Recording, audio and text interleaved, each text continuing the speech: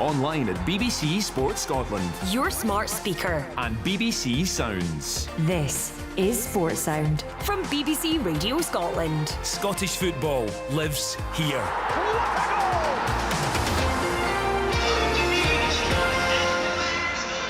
Welcome to Celtic Park as the champions look to resume normal service following that blip at Tannadice, while Motherwell would bite your hand off for a third consecutive draw here at a ground where they haven't won in 9 years. To be fair, not many have won here in recent times, and only Aberdeen have left with anything at all this season.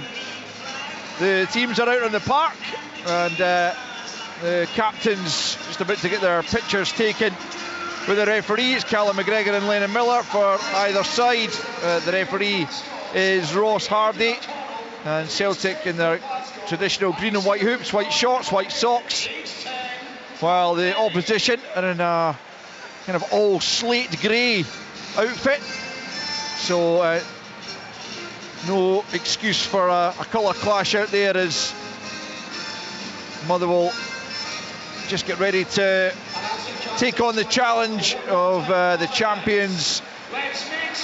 As the goalkeeper Aston Oxborough comes all the way up to the halfway line to get a touch of the ball, and Lennon Miller takes his place in the centre circle, ready to get us underway with Celtic in the huddle, and they will look to continue their excellent home form in the league. Kasper Schmeichel, all in green, making his way back to the goal away across to the left. Celtic will go left to right in this first period. Stuart Kettlewell taking his place in the technical area as his side do kick us off, and it's a long ball forward from Bammer early on, one in the air by Liam Scales alongside Cameron Carter-Vickers at the heart of that Celtic defence, and Mazwanisi picks up right hand side, immediately robbed, and Taylor goes back the way to Liam Scales, and it is Cameron Carter-Vickers back in at the heart of the defence, having missed out on that goalless draw against Dundee United. Yang is going to get another start here for the Celtic first team, and a foul there by Bernardo in the middle of the park. Harry Payton, the man fouled. Interested to see Yang getting another start, Paki, this afternoon. He's got, still something to prove, you would have to say, in a Celtic jersey. Yeah, I would think so. And that partnership more so than just Yang himself, Ralston and Yang down this right hand side. We know how effective Johnson and Kuhn has been over probably the last season at least, and that's an exciting partnership. So those two have come in, and they just struggle a little bit to build it up, that relationship, and then you need a little bit of help at times. It's not just one individual that you're always looking towards. Celtic have it middle of the park. McGregor back to Scales. He's forced to hurry there by Tony Watt, but he does get the pass off to Greg Taylor, who finds McGregor once more. Left hand side, down the left he goes to Maida. Maida tries to move away from Caleta, but it's a good challenge from the wing back, and he plays it forward down the right to Watt. Back with Caleta, plays it forward looking for Sparrow there, but straight to Carter-Vickers instead, and Engels gets on the ball in the centre circle. Now it's Ralston for Young on that right hand side. Back in field to Callum McGregor, just inside Motherwell territory. Engels back to Carter-Vickers. Celtic looking to get the tempo to a decent level early on, and as Brendan Rodgers was talking about, try and find that early opening goal which just opens the entire game up if they can do so. Here's Yang forward for Ralston in an advanced position. Engels inside the penalty area, well challenged though by Payton, and it's picked up left hand side here by young Ewan Wilson, who'll go down the left. Carter-Vickers just stretching to get that ball back to Liam Scales under pressure from Tony Watt, and he manages to do so, and now it's Schmeichel well out of his area. The short ball to McGregor just inside his own half and out to the left for Taylor. Further left to Maida, midway inside the Motherwell half, looking to take on Caleta. He's done well again against the Japanese winger. Good play, and that'll give him confidence, the young wing back. And again, he's having to show good strength against Maida. He's just fouled by him. But promising start for Marvin Caleta across there on the right hand side, because we know how difficult Dyson Maida can make it for the fullbacks and wing backs on that side, Packy. Yeah, listen, he uses good strength, good body strength up against Maida. Maida's strong. The one thing with Mayer, you know, you can't go too tight to him initially. You've just got to step off him a little bit and see what he's going to do, because if you go too tight, he'll knock that ball by, and he's got that incredible burst of speed. So I think it's better let him get the ball, then approach him, and then force him to maybe either pass that ball or come on the inside into traffic. 3 minutes on the clock, no goals between Celtic and Motherwell. Try and keep you up to date with other goals that go in around the Premiership grounds this afternoon following that early kick-off. The Edinburgh Derby. It sounded like a pretty fascinating contest, but Hibernian coming out with what sounded like a deserved victory at Tynecastle. It'll be interesting to hear the thoughts later on of Neil Critchley. We heard how delighted, of course, David Gray was with coming away with that big victory. Callum McGregor back to Carter Vickers, square for Scales. He steps forward. Austin Trusty on the bench this afternoon for Celtic. Scales keeping his place, and he has the ball now back from Callum McGregor just inside the Motherwell half.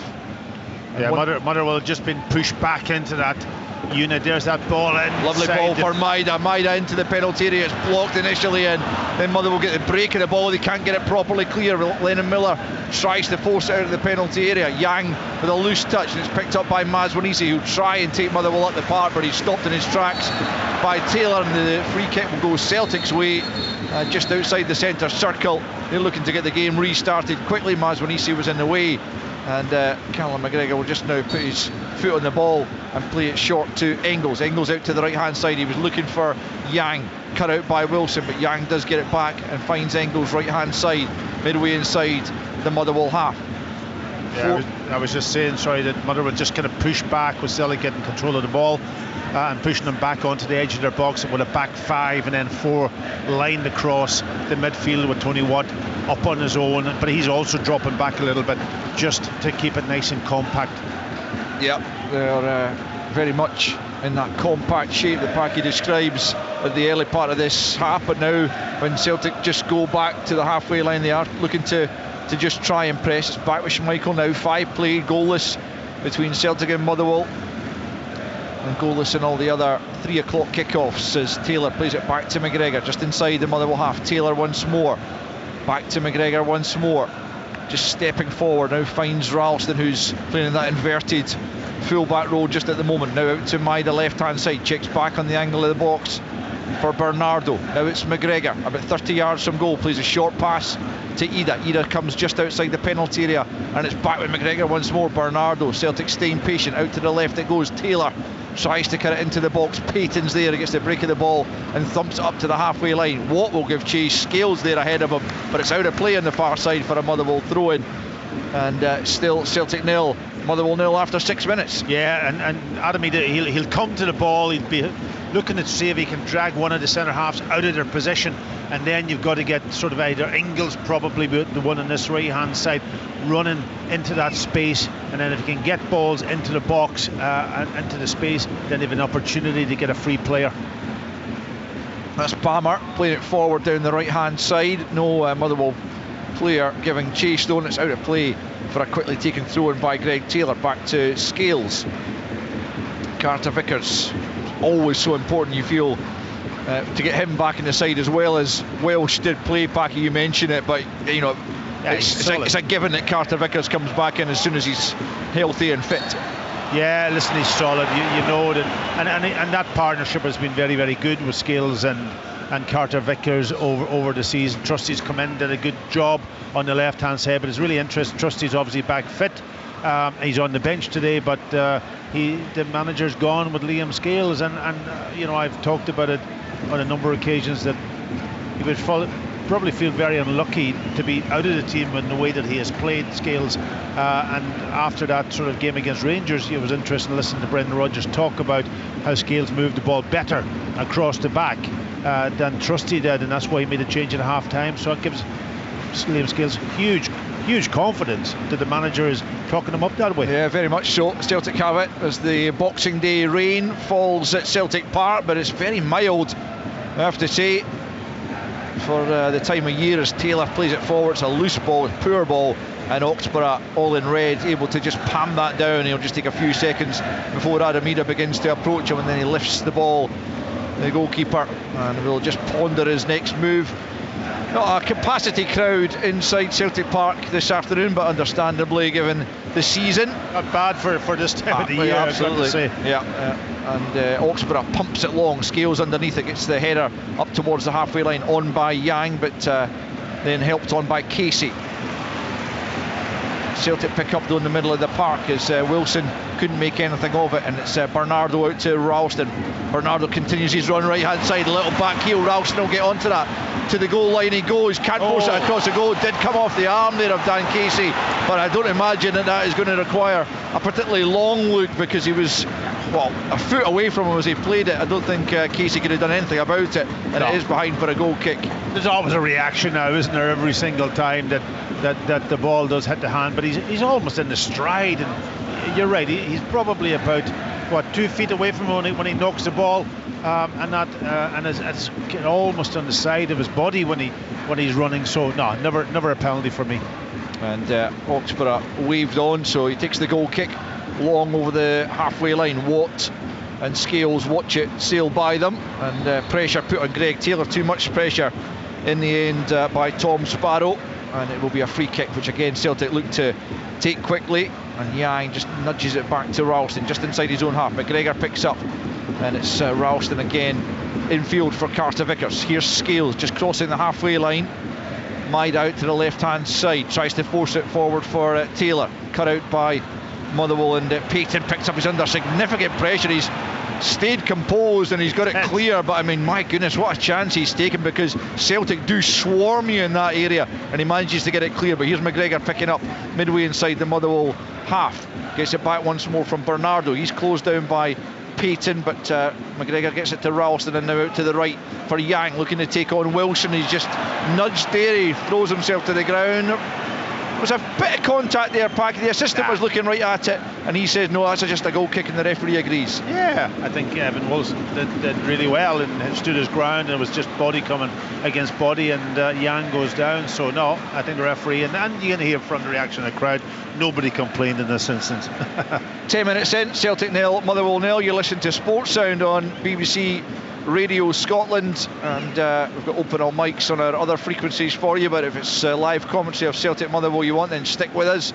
We've got St Mirren against Rangers to come later, a veritable Boxing Day feast of football if you're not still full from yesterday, as Mazwanisi does well to pick up possession from loose play from Yang. Then he throws himself to the ground. I wouldn't be surprised if he's booked here for that. Indeed, the referee goes to his pocket and shows Mazwanisi the yellow card. There will be a VAR check as always, but did look theatrical again from our vantage point, Packy. Yeah, more or less. He kind of almost, he got in front of Yang. That's the only difference I would say this time, that he did get in front of him, and as soon as he got any body contact he went to ground. So yeah, so the referee's right, and the decision, there's VAR check is over. Yeah, and Mazwanisi the first player into the book then after 11 minutes at Celtic Park, and Liam Scales takes possession of the ball and plays it out to the left hand side for Greg Taylor. Celtic's home record is really very impressive. As I mentioned, only Aberdeen have emerged with anything in the league this season, and it's going to take a lot for Motherwell to reproduce the results they've recorded in the last two visits, a 1-1 draw on each of their last visits at Celtic Park, but they'll have to work extremely hard, as they are doing in the opening 12 minutes. Yeah, a number of very good passes there from Celtic, one-touch pass, and that's how you open up defence or open up midfielders, to play between the lines, move the ball quicker. Poor pass from McGregor though is cut out by Mazwanisi. Then Ralston tries to halt him. Payton's done really well. Still Motherwell come forward. It's Sparrow out to Watt, left hand side. He rolls it back in field to Mazwanisi. Now it's Wilson midway inside the Celtic half. Good play this from the visitors. Back the way they go, just taking the sting out of the game for a moment, and it's Casey getting it back from Balmer out to the left hand side again. Wilson tries to take on Ralston, and Ralston just knocks it out of play. Motherwell throw left hand side, midway inside the Celtic half, 12 and a half played. Yeah, it was unfortunate there because they got into a really good position high up the pitch, and then they had to move all the way back to eventually get it back to Shane Blaney on the, almost in his own half when they were in a really good position to go and try and attack Celtic. It's back in Celtic's possession. Carter Vickers for McGregor, just crossing the halfway line and knocking it out to the left hand side for Taylor. Taylor to Mina, midway inside the Motherwell half on the left flank. Coletta comes out to try and match him again. He goes back the way to Carter Vickers instead. Stuart Kettlewell at the edge of his technical area, waving instructions to his players. Carter Vickers, plenty of time to play that square to Liam Scales, who just takes a couple of steps forward into the feet of Ida, 30 yards from goal. Short for Ralston, out to the right to Yang, looking to take on Wilson. Little step over, gets to the byline, fires it into the box, and Celtic get on the end of it, knows the answer, and Miller just thumps it clear. Good play from Yang on that occasion, just wouldn't fall kindly for a Celtic player inside the penalty area. 0-0. It's amazing when a player goes in a 1v1 situation and able to take a defender out of the game and then get into a great position to either cross or hit that cut back. That time he did really well, Yang. Getting to the byline and then cuts it back with a really good ball, but there was no takers. Here's Bernardo at the edge of the box, pokes it to Maida on the left of that penalty area. Bernardo once more, McGregor makes himself available, wouldn't quite sit for the first time shot. Bernardo sends it into the area, it's over Ida and behind for a goal kick as Celtic look to crank up the pressure but still can't find a way to test Aston Oxford. After almost quarter of an hour at Celtic Park, it's still Celtic 0, Motherwell 0. Yeah, it was a decent ball in there into the box, but two centre-halves crowding out Adam Yeda. It's not often you see three players from Ireland playing in a team as centre-backs across that centre-back, albeit one of them's Northern Ireland and the other two is the Republic for Motherwell. Yes, a good point, Packy. Kofi Bammer, the Northern Irishman, in the middle of Dan Casey and Shane Blaney. There's just a delay here, not entirely clear from what I think I've it might heard. have been maybe when a cross came in, it was one of them where Adam Eda's in underneath. I'm not sure if it was Bomber, and he's kind of almost gone into him and his arm was raised, whether there was maybe a handball, a question of a handball. Yeah, it's a handball they're checking. That's just come up on the big screen now. I must say I didn't notice it at all, but that's what VAR's for, I suppose. Still being checked. They're just looking to try and get the correct angle on that. So Motherwell, having defended well for a quarter of an hour, will be very much hoping this does not go against them. Stuart Kettlewell out there with his arms spread as if to say, you know, I always feel sorry for centre halves or defenders now. I remember it happening and during my time too. You go to almost jump and somebody can almost get in underneath you and your arm automatically comes up into an area where it looks as if you're putting your hand up, and it's not. It's a natural kind of almost reaction. Yeah, no further action required according to the video assistant referee, and Ross Hardy, the referee, is able to just wave Aston Oxford on. Yeah, the one thing you can't do is jump without using your arms. You know, I defy the person who can actually jump and keeping his arms straight by his side and jump off either 1 or 2 feet. You've got to use your arms to get momentum, and that's always a danger. Your arms come away from your body. Lennon Miller helps it forward. Carter Vickers gets the header in, but Tony Watt, despite the wag of the finger, is deemed to be offside. The referee wants that taken again from what he deems to be the correct spot. 16.5 minutes played then, still goalless. Celtic, as you would expect, dominating possession. Motherwell not really been up the park, certainly haven't bothered Kasper Schmeichel, but in fairness, Aston Oxford has had a relatively quiet afternoon thus far as well, as Carter Vickers plays it square to Liam Scales on the halfway line. Short ball for Bernardo, tries a little back heel there, it didn't quite come off, and then Watt will force it forward for Sparrow. Pretty isolated in the right hand side, but he'll try and bring Motherwell up the park and hold on to the ball until his teammates arrive. Watts is there and just can't keep a hold of it, and Maida will try and break forward. Still inside his own half, back to the Belgian Engels, who hasn't been able to make himself a regular in the Celtic first team of late. A little bit of criticism I've heard from some fans and so on, but he's back in the starting lineup tonight, and he's provided the ball for Yang down the right hand side, and now it's out for a throw in to Celtic, which Tony Ralston will take back to McGregor. Midway inside the Motherwell half, plays it square for Scales. Motherwell with everyone back behind the ball in their own final third, more or less. It's Maida left hand side up against Coletta, looking to take him on the outside. He just plays it off Coletta, and Celtic will have their first corner over on that far side, the Celtic left. It has become, as it often does, Packy, when it's a 3-man defence, it pretty much just becomes a 5-man defence when Celtic are attacking. It does, and you know, the wing backs have got a job to do because they're kind of almost isolated on their own unless the centre back goes out there. Midfielders can't get in touch with them, so they have to deal with those wide players from Celtic. Coletta's doing it quite well at the moment. There was only one time early on in the game where he's almost got caught a little bit square and Maida got in behind him, but overall I think he's managed them quite well at the moment. And on the other side, it looks like a physical mismatch between Wilson and Yang. Wilson seems to have sort of the match on him physically. Ingles preparing to take the corner kick then from the Celtic left, right-footed. The Belgian will curl this one in near post. It's well won at the near post by a Motherwell head. Back out though with Engels on that left flank. He'll curl one in again. Maida gets onto that, but can't direct it on target. Behind for a goal kick, and after 18, almost 19 minutes at Celtic Park, it remains Celtic 0, Motherwell 0. Yeah, just looking at the Motherwell team, he's gone with it's a young, energetic group of players he has. A lot of them being sort of taken up from the England sort of, I would say, academy system, just coming out of the academy system, and they're all young, they're all energetic, they all got ability. Just the experience is probably missing from them, but they're working very, very hard today to stop Celtic from really creating anything so far. Scales climbing all over Watt there, and Motherwell have got themselves a free kick in it.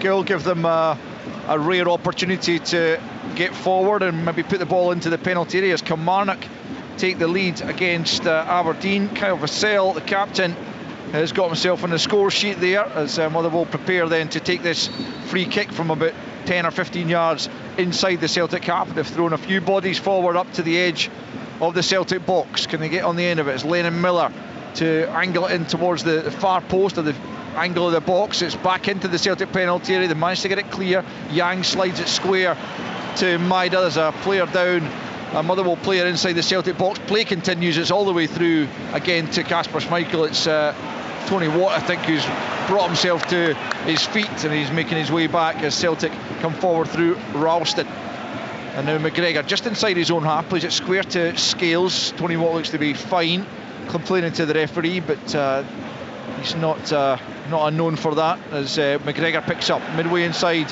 the Motherwell half, tries a shot on his right foot, it breaks almost to Maida.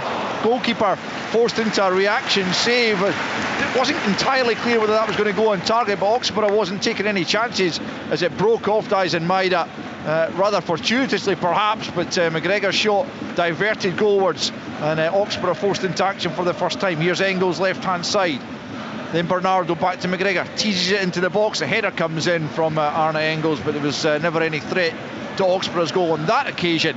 And so after 21 minutes, it's still Celtic 0, Motherwell 0. Yeah, listen, I think he had to save it. Oxborough, it was one of those that he's going the opposite way and he has to kind of almost get back. He was unaware of where he kind of maybe was in around the 6-yard box, and he had to get a good hand on it. But I think it might have come off actually Dan Casey rather than Maeda, but Maeda had made the run and then top of the goalkeeper after that shot from McGregor.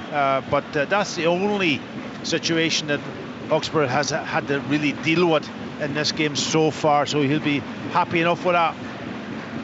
Just in the last few games, I guess the question has been asked, as dominant as Celtic have been in the league, and of course as handsome as their lead still is at the top, have they just dropped off slightly from their early season form? Well, the early season form was magnificent, you've got to say. It's very hard to sustain that all the time. Ralston does well on the right hand side, but the cross doesn't match that, and it's cleared away. Yeah, but it's a fair question. I think they're still dominating the game. They're playing the same way. They're getting lots and lots of control on the ball, possession, moving the ball quite well. It's just maybe in that final third. And then when you don't have a player that's going to beat a fullback in a 1v1 situation, that probably then negates what you're trying to do in the build-up, and then it just takes maybe a pass or a run from somebody in behind and that. But so it's been a bit stagnated, I've got to say, in the final third over the last couple of games. Yeah, I mean, their defensive record's still phenomenal. No goals conceded in their last 4 in the league, only 1 in their last 8 in the league, and that came in the victory over Hearts. So certainly that is not a criticism that can be levelled against him, but perhaps just finding a way through these stubborn defences. There's very little sort of missing from the game. It's just maybe that, as Brendan said before the game, that early goal then opens up the whole thing. It gives the opposition a chance when you don't score early, that they can dig in and then hit them on the counter-attack. As they're trying to do right now. Mazwanisi, challenge there made by Engels. It was a good one as he had to come from behind in the side, and he did so cleanly, and that allows Celtic to break forward and perhaps take advantage of Motherwell having a few bodies forward, but Yang's run it out of play. It'll be a throw-in down on their near side, the Motherwell left. Ewan Wilson, as much as Lennon Miller has grabbed the attention in terms of players coming through the Motherwell Academy and really grabbing the headlines, Ewan Wilson's come into the team, particularly this season, back in it a couple of times I've seen him. He does impress me on that left wing back role. He's a strong boy, he's quick enough and gets on the ball when he needs to, but defensively he looks very well, very good, organised, knows what his position and sense is, but his strength up against Yang today, I think he's muscling him every time Yang gets the ball. If he gets tight to him, he can almost knocks him off the ball and doesn't allow him to beat him in a 1v1 race. Yeah, just 20 years old, and apart from the last couple of games in which he came on, he started all this season. Here's Maid on the other flank, up against Caletta, gets to the byline, but can't keep it in, can't force it across goal, and it's another Motherwell goal kick. And you have to credit, I guess, Motherwell for their organisation in these opening 24 minutes. They are making it difficult for Celtic to break through. Yeah, we're talking about the two wing backs, aren't we? Really, the other three centre halves just stay in their position. They don't have to move out, and we got wing backs who are quick, are strong, they can match up and do their job. Then it becomes a difficulty for Celtic. So they need to find another way. And that's why maybe, listen, Kuhn's on the bench. He's the one that can come on in a 1v1 situation with pace and trickery. And listen, we've seen it in the past with Jota too, and you need that type of player in your team when you're up against a team that's well organised, well drilled, well disciplined. What a change in Kuhn from this time last year. Brendan Rodgers was answering Kearney's question about the calendar year of 2024. Celtic on the whole have been terrific, and he's been pivotal to that, hasn't he? Yeah, listen, I talk about Palmer. We've seen him up against Dundee United, and he's like what Kuhn was last year. Struggling to get to the byline, always wanting to come on the inside, and that's easy to read from defenders' perspective. But Kuhn now has really mixed up his game really well, and credit to him and credit to the staff for changing that, and that's a real difficulty then for any defender up against him. Ross County have scored at Dens Park. It's 1-0 there to the Staggies. Noah Chilvers getting the goal there as Motherwell thump the ball clear from inside their own penalty area. So goal up Ross County against Dundee, a goal up Killie against Aberdeen as Scales forces the ball back to Kasper Schmeichel under a bit of pressure there from Tony Watt. Still goalless here, almost 26 on the clock. Celtic dominating as you would expect, but haven't really tested Aston for a one save for him to make as McGregor's shot was deflected by Dyson Maida, or perhaps Dan Casey doing the defending. But either way, Oxborough was able to get in. Slack pass there from Taylor. Ralston couldn't get there, and Mazwanisi's picked it off his toe, and he comes forward up to the edge of the penalty area. Carter Vickers trying to hold him up. Can Mazwanisi get the shot away? He backheels it for Sparrow instead, and Sparrow takes the corner off the shin of Tony Ralston, and Greg Taylor, who gave that goal away in the League Cup final with a similar type of pass, Packy. He made amends on that there. He was almost thanking his lucky stars again that Ralston was able to get back and block behind. Identical pass, that square pass, almost across your two centre halves, and if you've got quick players then they can capitalise on that, which Mazwanisi did there. And then I thought Sparrow would have got in first time. If he had hit it first time, he's almost taken a touch when he didn't need to and test the goalkeeper. But they have the corner. Yeah, left hand side, Lennon Miller to take, right footed, and it comes near post balls, easily defended by McGregor. Not a good corner from Lennon Miller. And that's disappointing because he's got the qualities, hasn't he, in that position, because you get a corner, that's a great opportunity to test that Celtic defence, and he hits low into the front post and it's easily clear, so that's very disappointing from the young man. Let's see if Kofi Balmer's throw-ins live up to Brendan Rodgers' pre-match predictions. There's Wilson's offering himself short, but I think Balmer, it does go back to Wilson actually. Now Wilson puts it into the edge of the penalty area, easily cleared by McGregor. Again, there's a slip there by Miller, and Ida's on the counter here. Maida's up with him. Ida tries to find Maida. Maida takes a good first touch. Maida with a chance. Oxborough with the save. Can he get back and save it? Oh, he's forced off the goal line. Maida can't force it over the goal line, and eventually a free kick is given. Maida is down into the 6-yard box, but also a Motherwell defender. My goodness, what a melee that was. Brilliant goalkeeping from Oxborough initially. Then he and Wilson, I think it was, trying to get back on the goal line to save the ball going over the line. They managed to do that as Maida put his head in a dangerous area. Was he caught? That will be checked. Also, there was a clearance that was eventually given as a free kick for Motherwell, but the VAR has got a bit of sorting out to do here to determine whether Maida was fouled, as Motherwell desperately tried to prevent that crossing the goal line.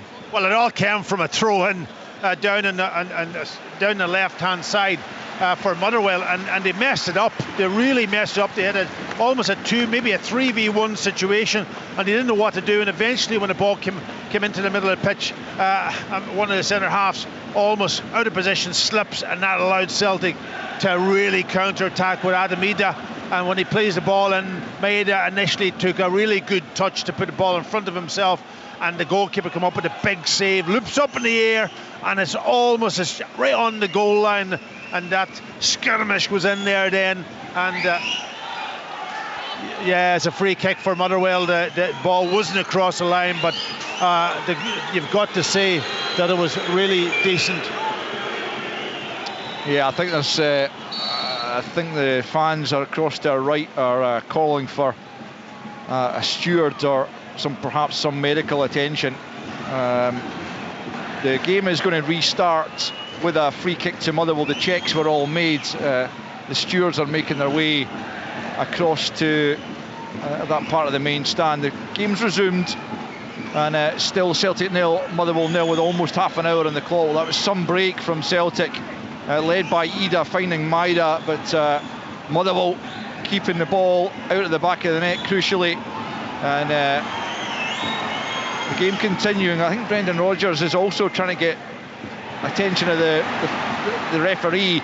Still being allowed to continue. The fourth official is now aware. Stevie Frail speaking to him, and the ball out of play over on the far side as the referee now, I think, is going to have a break here, and I think he's just going to call the two captains. It's Callum McGregor and Lennon Miller being called to the referee, and I think obviously concern here for a supporter in the stand at Celtic Park, so clearly that takes precedence over anything that is happening on the park, and the referee is just he's just spoken to the captains and made them aware why there's going to be a stoppage here as treatment is given, and we certainly hope that all is well for the supporter if someone is taken unwell. So let me just recap the scorelines around the grounds in the Premiership. It's Dundee 0, Ross County 1. Noah Chilvers with the only goal of the game there, and Kyle Vassell has put Kilmarnock 1 up on Aberdeen at Rugby Park earlier. You'll remember the Edinburgh Derby finished Hearts 1, Hibernian 2, with a couple of own goals in the first period. Kai Rowles with the earlier one after a long VAR check, and then on the stroke of half-time and injury time, Rocky Bashiri slicing past his own goalkeeper. But then the winning goal coming from Dwight Gale to give David Gray a huge victory, Hibernian a huge victory in that Edinburgh Derby, and pile the pressure on Neil Critchley. The VAR, I think they've had and also the officials here have been given the OK to restart the game. It's always a worrying time, a worrying situation back in, and as we say, these kind of events always maybe shake the supporters round about, but also the players. What's happening in the park is irrelevant if someone's fallen ill in the stands. Of course, and listen, it's a family here, isn't it? Somebody is not well. their own individual family is affected, but also everybody else understands how important the fans are to the people inside the ground. So yeah, and rightly so, the game stopped. Now it moves back into a little bit of action again, and hopefully that person is going to be okay, and there's plenty of medical people around them.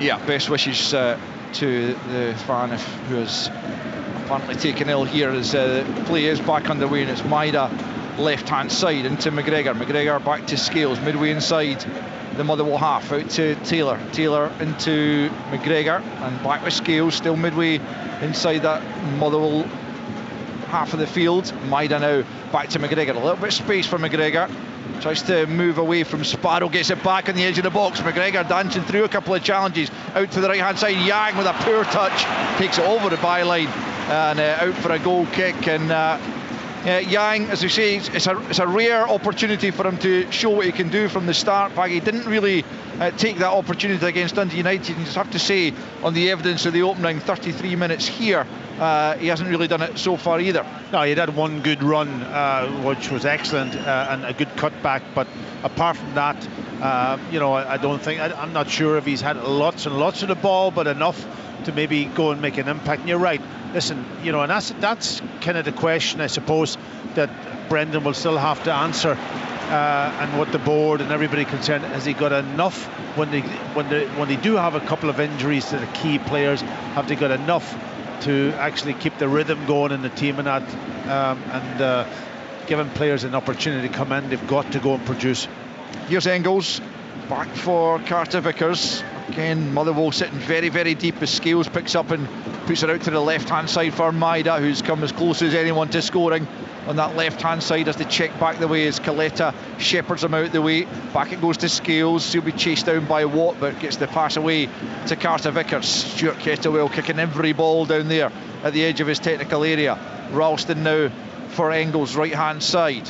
Yang makes a move away from him. Engels keeps a hold of it and then passes it infield to McGregor. McGregor tries the pass into Ida. Ida's flick, gets it back. Ida on the left foot slices it well wide. He just wasn't set for it.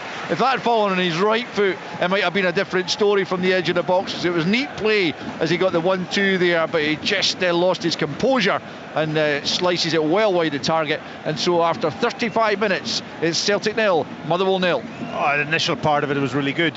He comes to the ball, lays it off, moves again, gets the return pass, and that, you're right, left foot maybe not as strong as one, and just totally miskicks it, but the movement was decent from him, and just needs something to spark them into creating a really good opportunity. That obviously counter-attack was the one that you could maybe say that maybe Celtic might have scored from.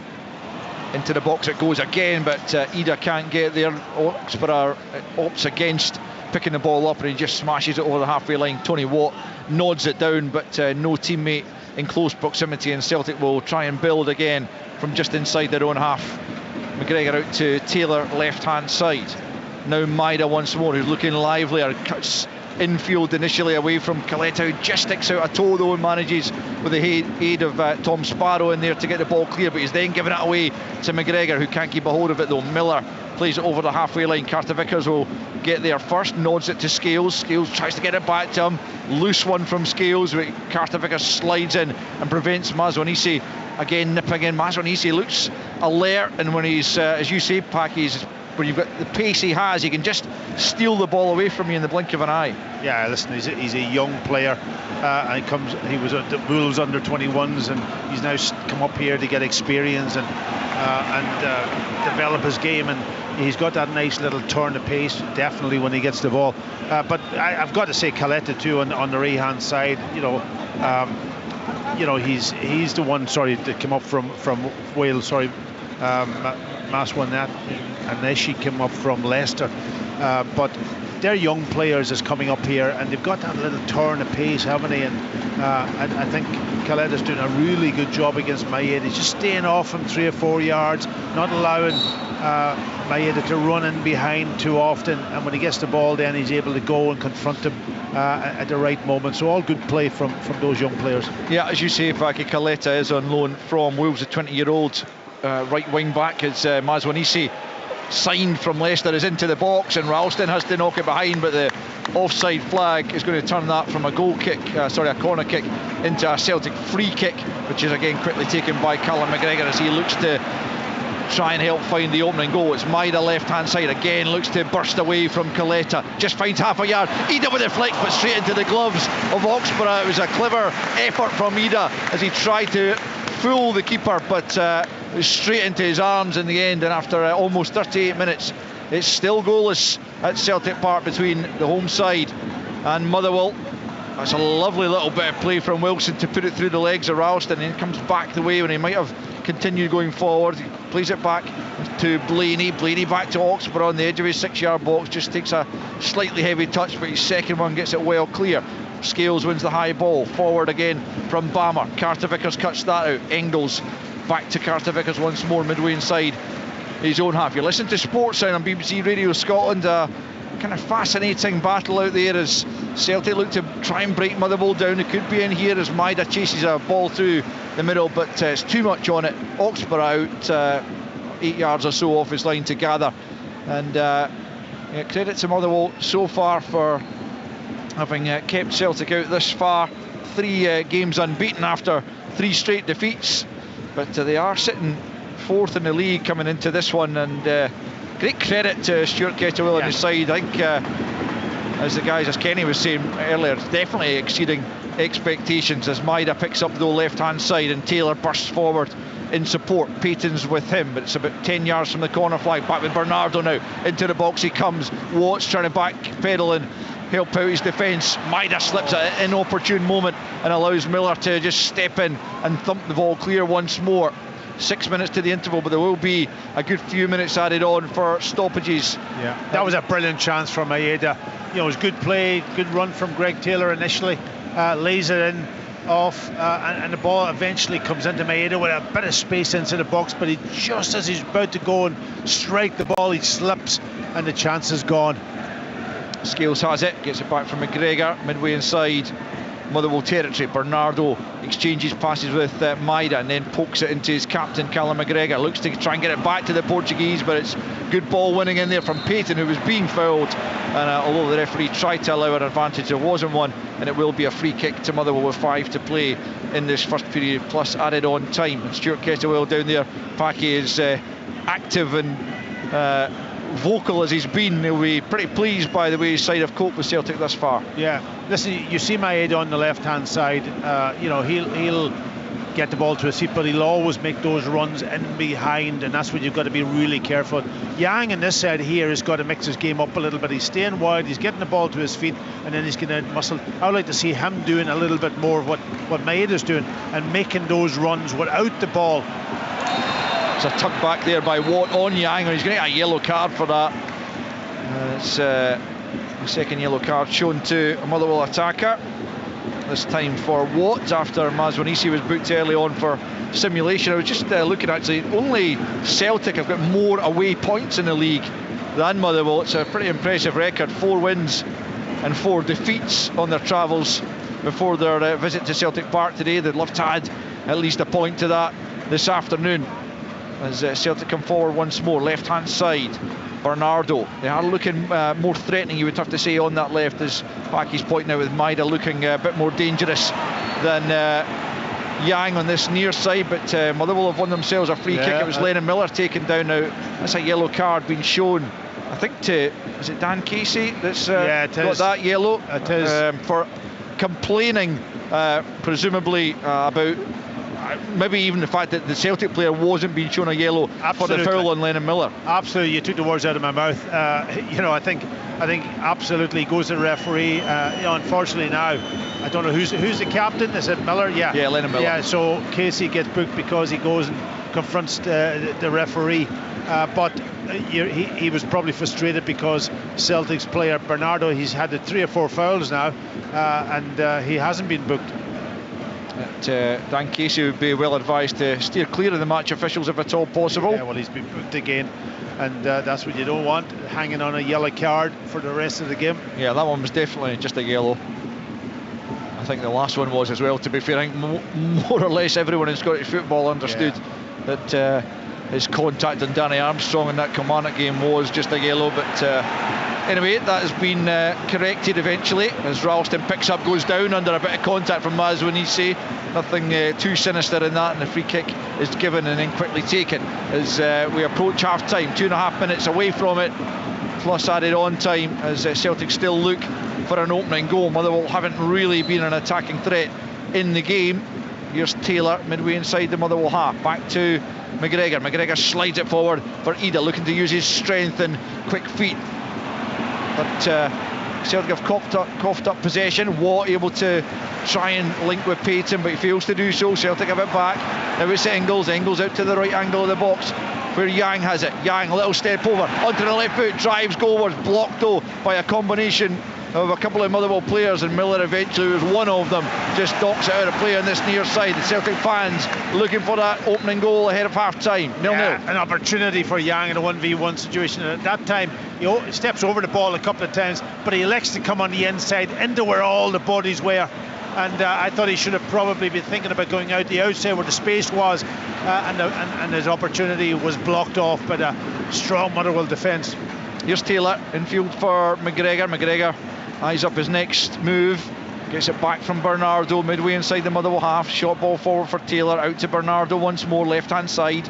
He swings it into the penalty area. Oxborough, Yang goes down, and it's a penalty. Yeah, Yang taken down by Oxborough just as he nipped in front of the goalkeeper, and Oxborough didn't realise he was coming on his blind side, and Yang has won Celtic a penalty kick. The referee not hesitating, and Celtic will have a big chance in the final minute of the opening 45 to take the lead from the penalty spot. Such a crucial time too. Yang, we did say that, you know, I'd like to see him run without the ball. That time he did, didn't he? He got himself almost across the a couple of yards outside the 6-yard box. The goalkeeper's got to go quickly and attack the ball. He can't wait for the ball to bounce.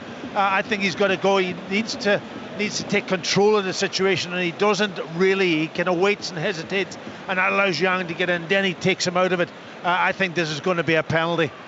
They're checking it, of course, but I think it's got to be a penalty.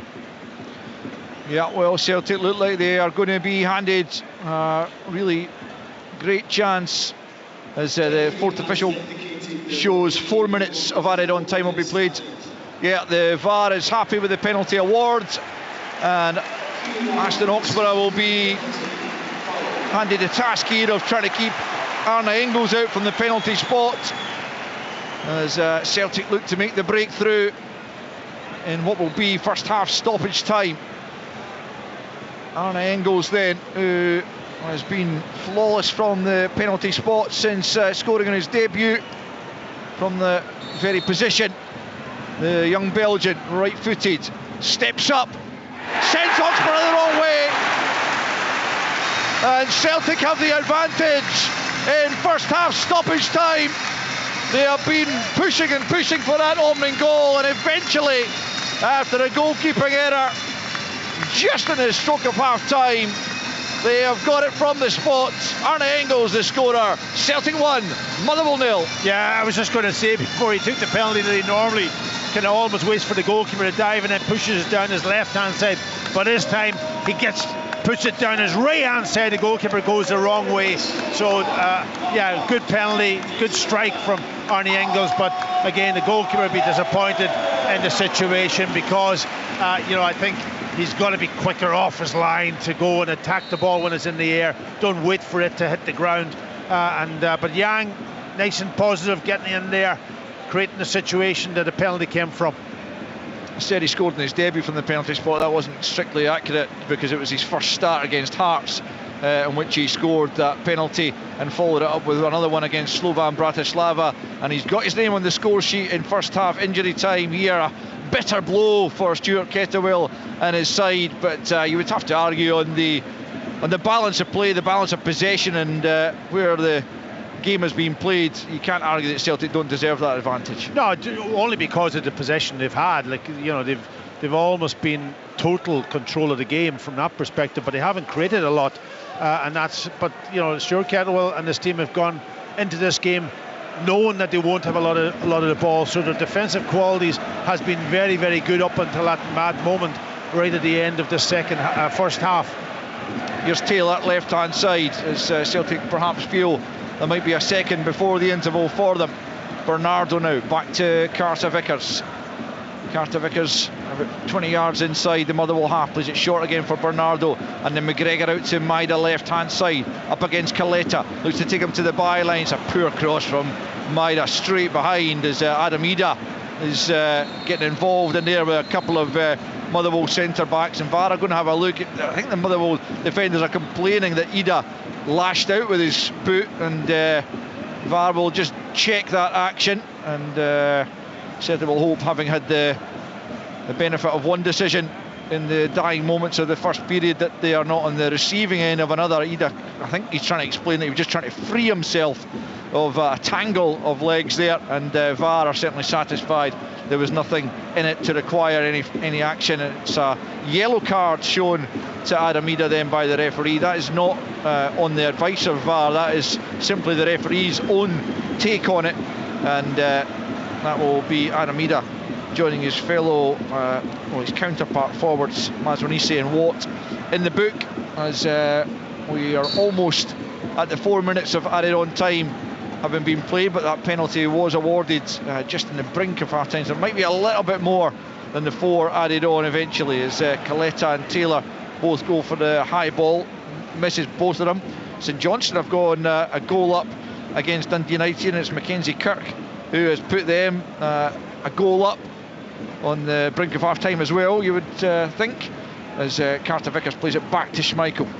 Poor clearance from him, but Sparrow can't collect and take advantage, as Taylor can't bring the ball under control either, but it does spin out for a throw-in over on the far side. Just in at the 5th minute then of stoppage time at the end of this first half, Celtic with the 1-goal advantage. Arne Engels from the penalty spot, he then runs into Lennon Miller. So get a little bit tousy out there for no apparent reason. Here's Taylor now into the box, looks for the runner Yang, who will be pleased that he's been able to make a positive contribution at the end of this first half, and the referee is going to his pocket again.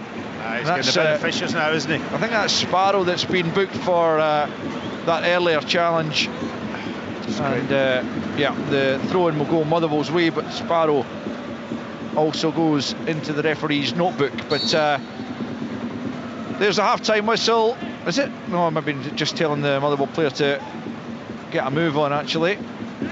Can't be too much longer to play, however, as it's thrown long by Bammer. First evidence of that long throw-in, down the left flank it goes. Ida can't quite keep it in, and that is the half-time whistle, and Celtic do take an advantage in at the break, and they earned it just in first half stoppage time, after Yang had been clipped by Oxborough as he came out for a ball into the penalty area.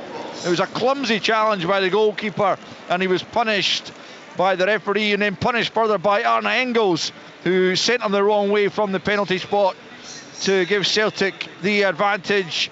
They had threatened a couple of times before that, but not too often. Oxborough saved from Maida initially after 20 minutes, who deflected a McGregor shot that might well have ended up net bound, and then on the counter-attack, Adam Ida found Maida in a really good position. He was denied by Oxborough, who then got back up and made sure, in combination with at least one of his defenders, that the ball didn't cross the line. But eventually Celtic did find a way past Oxborough in first half injury time, and that is why at the interval at Celtic Park it's Celtic 1, Motherwell 0. Really cool from Arne Engels right in the stroke of half time. Celtic ahead 1-0 against Motherwell in England. The latest scores down there: Bournemouth 0, Crystal Palace 0, Chelsea 1, Fulham 0, Newcastle United 1, 10-man Aston Villa 0, Nottingham Forest 1, Tottenham Hotspur 0, Southampton 0, West Ham United 0. It finished Manchester City 1, Everton 1. All the reports to come from across Scotland in a couple of minutes' time. Football from Sports Sound. Brilliant drop of the shoulder! From BBC Radio Scotland. There's no substitute. This Hogmanay. Take me out! Join me, Grant Stott, from 6 p.m. for 2 hours of epic Hogmanay hits. Roddy Hart's in conversation with Justin Curry from 8. We're going to talk all about your life in music. Life changed overnight when you were on top of the pops. Before presenting Delamitri in concert at Glasgow's Barrowland Ballroom. Looks like I am the last of them. Thank you very much. And Brian's live at 10 to take you into 2025. So grab a glass, hold on to your loved ones, and let's come together. Bring in the bells with BBC Radio Scotland. You're listening to Sports Sound on BBC Radio Scotland. We've been on air since midday. We brought you the early kick-off. What a game it was at Tynecastle. What a win for Hibs. We heard live from the delighted Hibs manager, David Gray. They had a 2-1 victory there. Huge celebrations with the away support behind the goal. That feels like a big win. Hearts, as things stand, they are bottom of the table. We're with you right through until 8 o'clock on the radio this evening. A 5:45 start in Paisley St Mirren at home to Rangers. Full commentary to come from that one. And we're on the television today on BBC Scotland in around 6 minutes' time, so you can watch the programme go out on there. Let's get to our second commentary match of the day. It comes from the east end of Glasgow. Celtic at home to Motherwell. Let's hear from our commentary team there, Pat Bonner and Alistair Lamont. Yeah, thanks, Kenny. Celtic 1, Motherwell 0. The goal didn't arrive until first half injury time, despite Celtic having dominated territory and possession for the majority of that first period, but they hadn't overly troubled Ashton Oxborough in the Motherwell goal. Callum McGregor had a shot from the edge of the box. It was deflected goalwards by Dyson Maida. I think it was Packy thought maybe Dan Casey had got the touch on it. Either way, Oxborough forced into a save, albeit we weren't sure if it was going to end up in the back of the net either way. However, he was also called into action 8 minutes later as Celtic broke forward. Adam Ida found Dyson Maida, who took a really good first touch, got the shot away. Oxborough was out to block it. It spun high in the air and looked like it might well loop back into the goal. However, Oxborough and at least one of his defenders got back there to prevent Maida getting another crucial touch to force it over the goal line, and they were eventually able to clear the lines, but they could do nothing in the end. In the 45th minute, as the ball was clipped into the area, Yang came in on the blind side of Oxborough and just got to the ball first. The goalkeeper catching the Celtic winger, and the referee didn't hesitate to point to the penalty spot. That was verified by VAR, and Arne Engels stepped up by this time into stoppage time to send Oxborough the wrong way and give Celtic the opening goal of the half, which, Paggy, I think we agreed in that first half commentary that you know, on the balance of play, they probably did deserve. They deserved it because of their possession. I don't know what the stats are, but I'm sure it's way up in the sort of almost 70s, 80%. That the possession that Celtic have had, and maybe from that perspective you could say maybe they deserved it, but they didn't create a lot of chances apart from that one big counter attack that led to a skirmish in the Motherwell goal, and that Yang got his penalty. Could have been maybe one of those ones where the goalkeeper could have attacked the ball a little bit better and not allowed the ball to get in front of him, and that's probably where he made contact with Yang. But Celtic happy to get that goal and really takes a little bit of pressure off them, because they have been struggling to put the ball in the back of the net for the last couple of weeks, and that then just takes a little bit of pressure, opens up the game for the second half. Yeah, we'll see how that goes. Motherwell have drawn one each on their last two visits to Celtic Park. That's not beyond them, but they'll have to do more in attack. 82% to 18, the possession stats in that first half. Motherwell need to do more in the final third themselves. Celtic 1, Motherwell 0. Thanks to the guys there at Celtic Park. Full second half commentary to come. Dundee are at home to Ross County this afternoon. There for us, Willie Miller. Yeah, they are, Kenny, and here at Dens Park it's Dundee 0, Ross County 1. It hasn't been a game full of, or a first half full of thrills. It's, for me, looking at the lineups with both teams adopting to play very similar shapes, 3 at the back and the 5 in the midfield.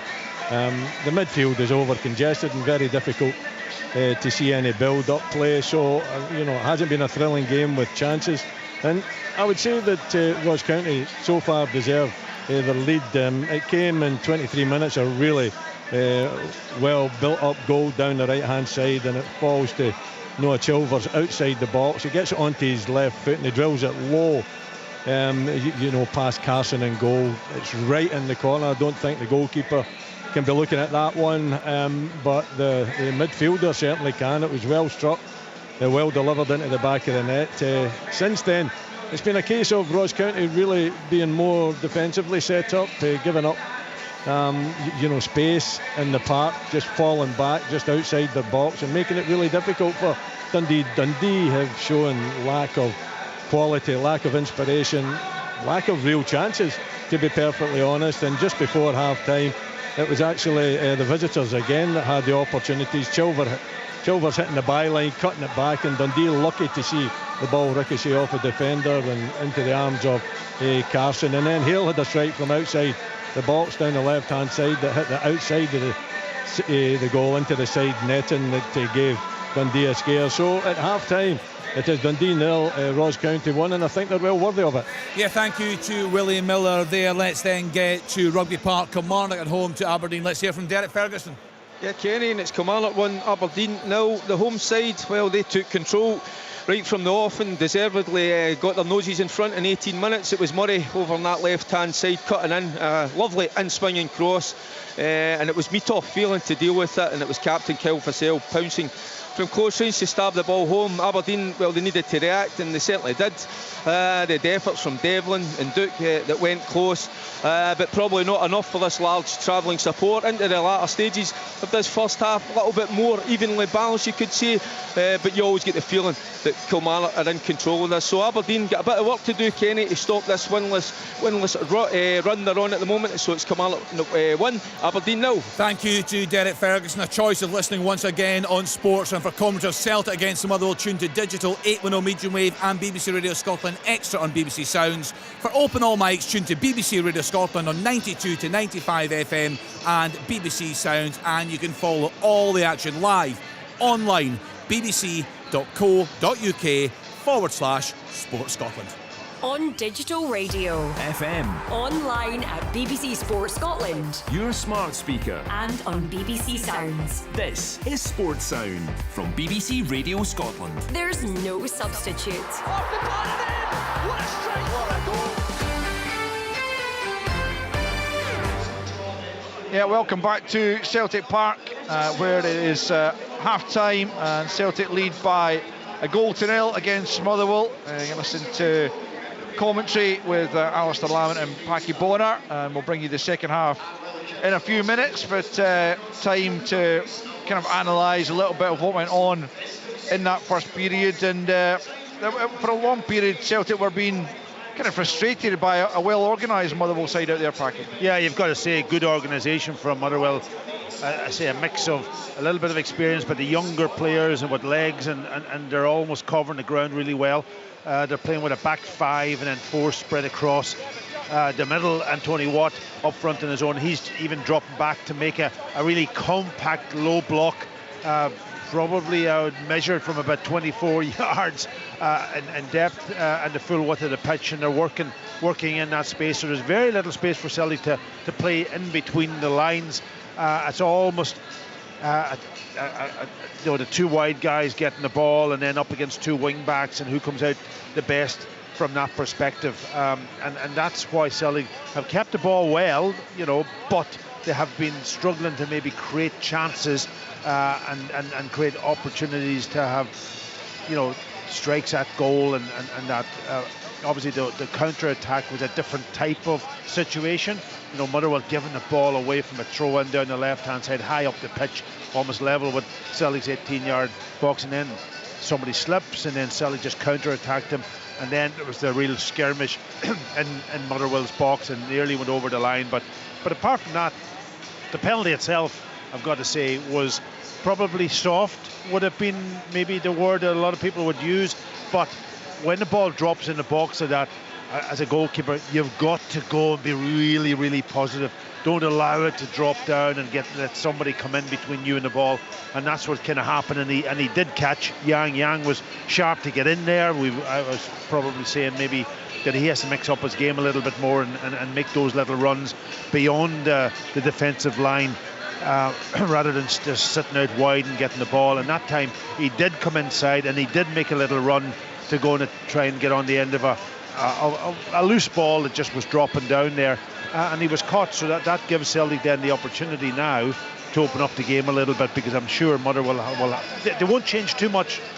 They won't change too much in the second half, because they know as long as they stay in this game up till probably the last 20 minutes, then they can maybe go and change it a little bit and maybe get an extra player up beside Tony Watt and go for it. So that's how the game, I think, will pan out until Celtic try and get that second goal, and then you have to change. You have to open up, and that just creates more opportunity for Celtic, who have got loads of control of the ball. Yeah, I mean, Motherwell, they've contained Celtic for large parts, but they've barely been seen as an attacking threat, as you say. But the pace of Mazwanisi on occasion, it's generally become actually from maybe a Celtic careless pass at the back that Mazwanisi's almost pounced upon. But he looks a threat when he gets going forward. But the problem for Motherwell is they've not been able to do that often enough. No, Mazwanisi is playing sort of out inside left channel, not quite wide, but enough to get enough contact with maybe in that space between the Carter Vickers and Tony Ralston down this sort of kind of Celtic's right hand side, Motherwell's left. And if they do get good possession, he's got pace and he can get in behind, and we've seen that on a couple of occasions. But they haven't had enough of the ball to threaten that, and that's the other critical factor for Motherwell. Everything has been more about the defensive side, where they've worked really, really hard as a team. But when they get the ball, then they haven't been able to progress up the pitch and put Celtic under any real pressure, apart from maybe the odd run into that sort of inside left channel. Yeah, Celtic unbeaten in 24 at home coming into this one. It's their best run since they went 33 unbeaten. That was back between December 2005 and March 2007 under Gordon Strachan. So there've been a number of good Celtic sides in between those periods, Packy, but this current one is on the best run since then, and look probably like they're going to extend that even further. Yeah, listen, they've built up a really strong lead in the league. They've worked hard at the start of the season, right from the offset. They've played magnificent football, and now they're going through maybe a wee patch where maybe they're not playing as with the same rhythm, or I wouldn't call it intensity, but just creating the chances in the last couple of weeks. But they deserve to have that opportunity maybe to go off it a little bit, as long as they can pick it up again, and that's the key. That's the critical factor for them. They'll have a tough game coming up against Rangers at Ibrox. These two games now allow them maybe to just get back into a little bit more confidence and get a rhythm going again. But I think he will go to the bench, Brendan Rodgers, to try to maybe get that second goal. He's got enough on that bench to maybe make the changes from that perspective. I don't see any changes at the moment, but I certainly think that he might do that. Motherwell just got to hang in here now for the next sort of almost 15-20 minutes to keep themselves in the game and not lose that second goal, which is going to be critical.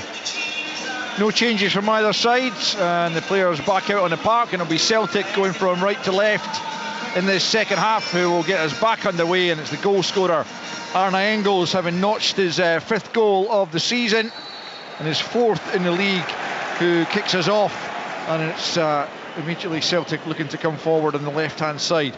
Taylor then back to Scales. 82% possession, as I mentioned, was the stats on the BBC website given in terms of the possession for Celtic in that first period.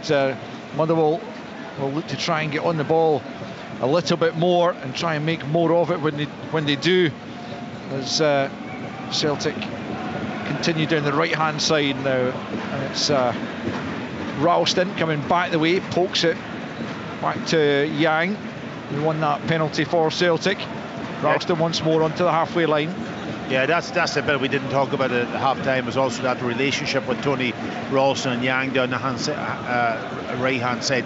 I can't remember Tony Ralston getting himself into those forward positions too often in that first half that Johnson would do when his partner, Kuhn. Yeah, it takes time to develop these relationships, of course, as McGregor tries to slide it through. Cut out initially, but Celtic still working hard, and it's Ida at the edge of the box, eventually hammered away there by Bammer, but immediately Celtic get possession back, and it's Liam Scales on the halfway line. could be a long second half of this for Motherwell as they look to stay in the game, keep the deficit to just the 1, and maybe try and nick something in terms of an equaliser eventually. Would very much be on the counter-attack, you would imagine, as Carter Vickers plays it to the right-hand side for Ralston, just inside his own half. Engels comes back and helps him. What have you made of his overall performance, Arne Engels, apart from the penalty, which he obviously tucked away pretty calmly? Yeah, listen, he have confidence from scoring this goal, but you know, himself and Paulo Bernardo, there's no spaces for them to operate in today in those higher up positions. It's just getting themselves in, maybe in on the end of things when they have to run beyond. That's the only thing you're looking for. But the ball has to come. That's the other part of the equation. Callum McGregor gets it back from Engels. Inside the Motherwell half. Engels once more. Left hand side now is Taylor. Taylor into the box. A good ball. Bernardo is well challenged there by Lennon Miller. Had to time that spot on, and he did so. And he knocks it behind for a corner as Celtic look for a second goal. Really good tackle. Really good tackle. It was just Bernardo just controls it with his right foot onto his left, and he was just about to pull the trigger. Engels has picked that one up short. Well, it was a curious one now. I can only imagine that Greg Taylor had touched the ball and then moved away, because Arne Engels basically ran from the arc of the corner and took the corner on himself, which we've seen very occasionally down the years, but it's a pretty rare one, and the referees, for whatever reason, not happy with it. He's making them take it again. Yeah, sometimes you know, we used to do that way back when we were at the Irish team. Actually, it was one of those ones you're trying to catch people out. You had to kind of almost inform the referee that you might do it. Yeah, well, the officials haven't let them do it, but Engels swings the corner in. It's a high ball up in the air from Ida in the end, but he can't. In fact, it was Carter Vickers who got in the end of it inside the 6-yard box, almost an overhead kick, high up in the air. Oxborough clutches it, and Motherwell eventually thump the ball clear, but they just haven't been able to keep hold of possession at all. 3.5 minutes played in this second half, and it's still Celtic 1, Motherwell 0. Yeah, I just see that Carter Vickers demonstrating what the referee, that he was pulled back, because when that ball came in almost his 6-yard box, Carter Vickers was onto it, and he was it looked as if he was going to get his head to it, and then suddenly he had to go with his foot, but he's almost demonstrating what the referee, that somebody had pulled him. He's still doing it, still questioning, but obviously not picked up by the referee or VAR. No, VAR had a look at it and decided there was nothing to need the referee to come over and have another look at the monitor, as Callum McGregor has it.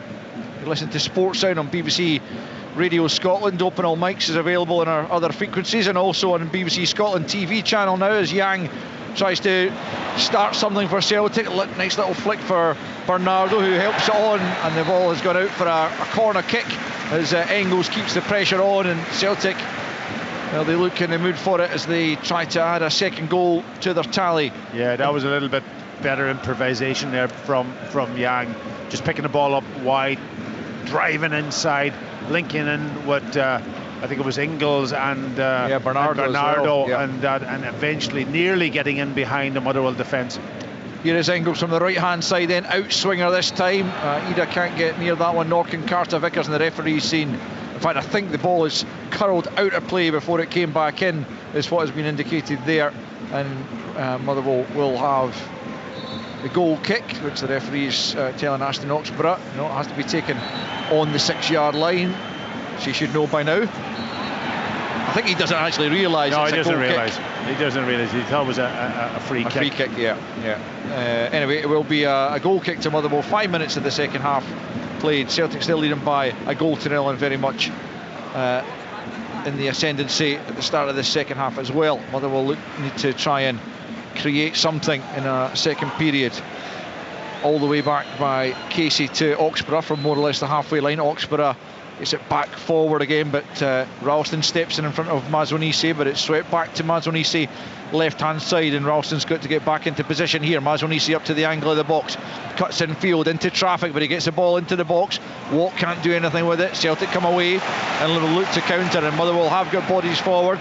Can Celtic take advantage? Engels tries to sweep that from one side to the other. Oxborough is hesitant again. Maida got a shove in the back there from Casey, who's got to be careful. The Celtic fans are furious. They claim for a penalty kick. It was a definite shove in the back, Packy. I mean, Yeah, is it enough for a penalty? That's the question. It was a great ball from Ingles, I've got to say. It was one of them where you're teasing the goalkeeper to come and is carrying all the way to the back, all the way to almost to the other side of the box, swung in there, and the check's over. So the referee was probably right if it's been checked that he didn't give the penalty, but it was a brilliant ball from Ingles, I've got to say. Yeah, Oxborough didn't know what to do. He didn't know whether he should come and get it. It just swerved away from him, but Casey taking a big chance with the hand in the back of Maida inside the penalty area, but VAR agreeing with the referee that it wasn't enough for a spot kick as Tony Watt tries to get his way out of trouble. Then a sliding challenge from Greg Taylor comes in.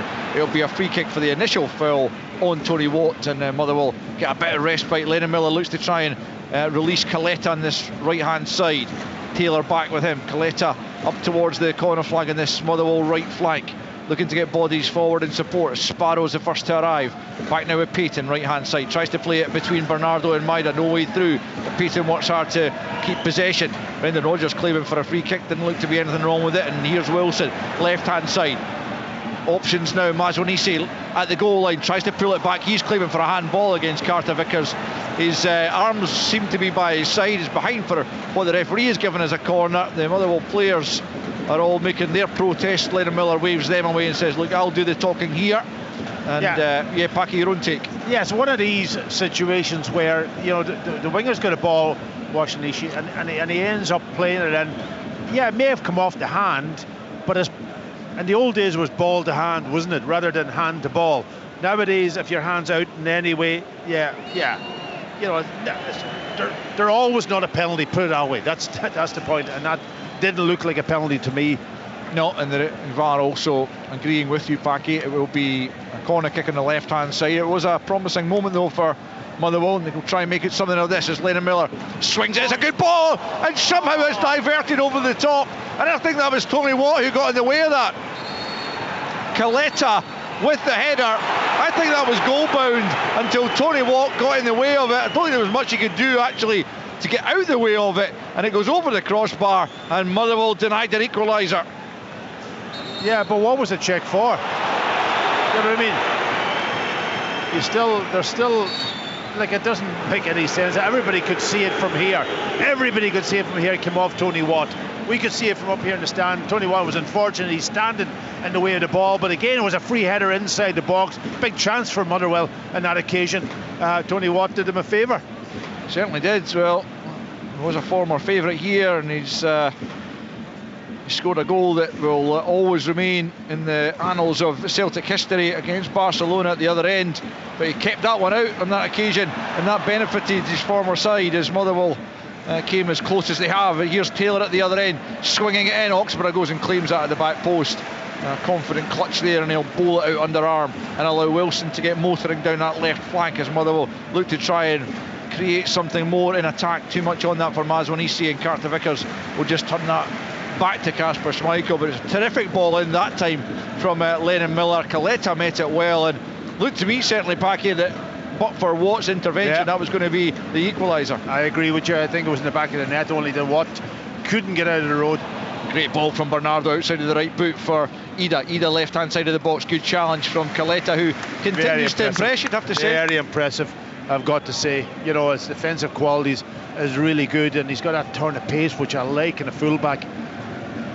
Yeah, I haven't seen all that much of him, I have to say, over the course of this season, but certainly this afternoon at Celtic Park he's putting in a really good performance up against one of the most difficult opponents in the game, as Bernardo finds Ida almost away there from Kofi Bammer. It comes off Bammer in the end, behind for a corner, and Celtic looking still to add that second goal to perhaps take the game away from Motherwell, even at this early-ish stage in the second half. But it's still Celtic 1, Motherwell 0.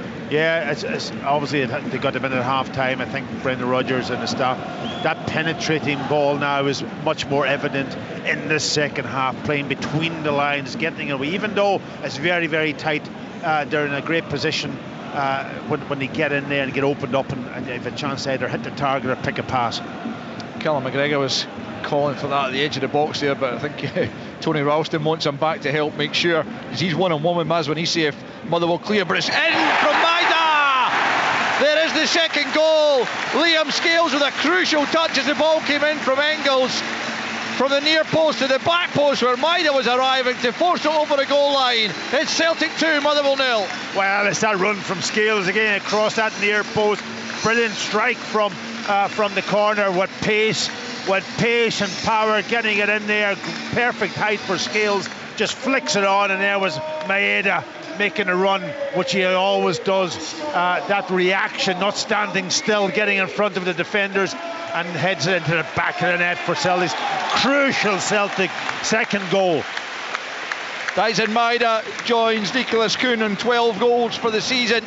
Just a third in the league actually for Dyson Maeda, from only inches out, I think, as Liam Scales made that run that Packy mentions. It's one he's made a number of times and got on the score sheet himself from corner kicks, but on this occasion he provided the assist for Dyson Maeda. And here's Maeda again, working hard to win the ball back from Coletta, who was in a promising position to get the ball in. It's given away though by Bernardo. Lennon Miller picks up, still in the Celtic carpet. Sparrow being forced back the way, and as I mentioned, although it's early in the second half, just 12.5 minutes in, but it's very, very difficult, albeit Aberdeen did manage to come from 2 behind against Celtic this season, but not too many teams will do that. And Motherwell, apart from that Coletta effort just a few moments ago, haven't really troubled Kasper Schmeichel. David Watson has put Kilmarnock 2 up against Aberdeen as their poor run of form continues. I can't remember if I gave you, I don't think I did actually give you the Dundee United equaliser against St Johnstone. It was Glenn Middleton who got that, so I'll just give you the other scores as they stand.